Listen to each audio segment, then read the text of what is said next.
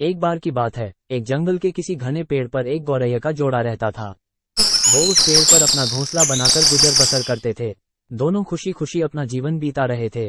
फिर आया सर्दियों का मौसम। इस बार बहुत ही कड़ाके की ठंड पड़ने लगी। ठंड से बचने के लिए एक दिन कुछ बंदर उस पेड़ के नीचे ठिठुरते हुए पहुंचे। तेज ठंडी हवाओं से सभी बंदर कांप रहे थे और बहुत ही परेशान थे। पेड़ के नीचे बैठने के बाद वो आपस में बात करने लगे कि काश कहीं से आग सेंकने को मिल जाती तो ठंड दूर हो जाती। उसी बीच एक बंदर की नज़र पास पड़ी सूखी पत्तियों पर पड़ी। उसने दूसरे बंदरों से कहा, चलो इन सूखी पत्तियों को इकट्ठा करके जलाते हैं।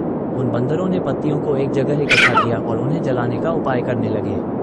ये सब पेड़ पर बैठी गौरैया देख रही थी। ये सब देखकर उससे रहा नहीं गया और वो बंदरों से बोल पड़ी, तुम लोग कौन हो? देखने में तो तुम आदमियों की तरह लग रहे हो, हाथ पैर भी हैं, तुम अपना घर बनाकर क्यों नहीं रहते? गौरैया की बात सुनकर ठंड से कांप रहे बंदर चिढ़ गए और बोले, तुम अपना काम करो, हमारे काम में पड़ने की जरूरत नहीं है। इतना कहने के बाद वो फिर आग जलाने के बारे में सोचने लगे और अलग अलग तरीके अपनाने लगे। इतने में बंदरों की नज़र एक जुगनू पर पड़ी। वो चिल्लाने लगा, देखो ऊपर हवा में चिंगारी है, इसे पकड़कर आग जलाते हैं। ये सुनते ही सारे बंदर उसे पकड़ने के लिए अलग अलग तरीके अपनाने लगे। ये देख चिड़िया फिर बोल पड़ी, ये जुगनू है, इससे आग नहीं सुलगेगी। तुम लोग दो पत्थरों को घिसकर आग जला सकते हो। बंदरों ने चिड़िया की बात को अनसुना कर दिया।